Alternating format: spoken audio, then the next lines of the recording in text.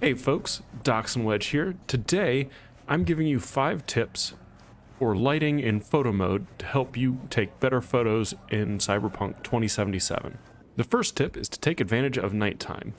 Sort of obviously, the lights at night are much easier to see. So you can see this lighting is much more impressive now than it would be during the day.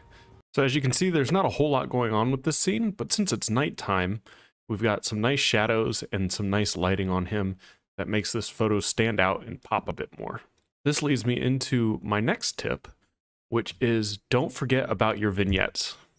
So we've got this set up right now with no vignette, and this looks okay. We've got some lighting on this guy. I think maybe the camera could be down a little bit more.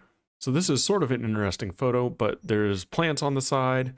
Over here, there's a bunch of dead space. Sort of up top, there is too. You can make the lighting in the center of the photo stand out a little bit more by coming to the effects. Obviously, you want to adjust exposure contrast highlights a bit. And once you've got the exposure contrast highlights roughly where you want, you can add in a vignette. And you can see this sort of emphasizes lighting in the center of the screen, sort of fades out the plant over here, and it just makes for a much more dramatic photo when you've got the edges sort of blurred out and darkened, and then the lighting really standing out in the center of the frame. Okay, so for the next tip, you're going to want to save first, because you're going to be blowing stuff up. And so for this one, we're using grenades.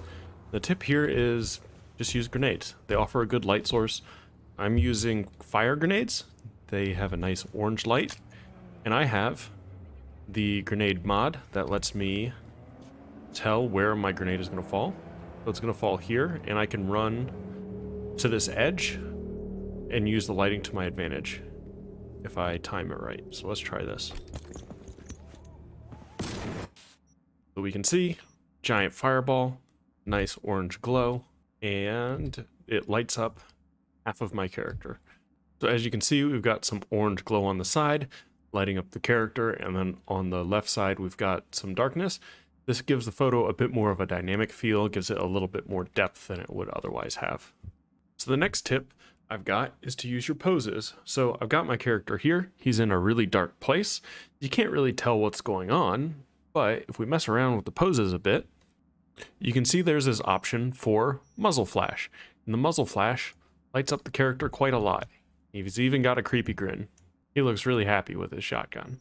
But you can do this with any of the guns you have equipped, I believe. No, I don't have this gun equipped. I don't know why it chose that one. But you can see it lights up this side of his face and darkens this side, just like it did with the grenade. It's the same sort of tactic. Different guns have different glows. LMG has a glow a little bit lower. Assault rifle is a bit further out. This one you can get the lighting from the top down. So you can play around with these different poses and get different lighting on your character, depending on the mood you want to set.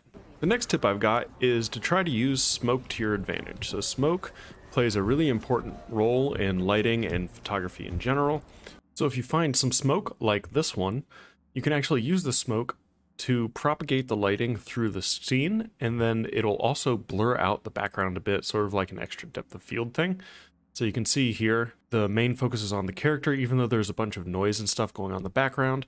The smoke kind of blurs it out and adds a little bit more depth to the picture that we're taking. And if we use highlights to our advantage, you can see actually the smoke changes the intensity. So the smoke gets lighter and darker throughout the whole picture based on our highlights. So you can use that to sort of adjust the background and how much background is visible by adjusting the light intensity in the smoke, which adjusts the brightness of the entire smoke column rather than just where the light is shining on the characters' faces.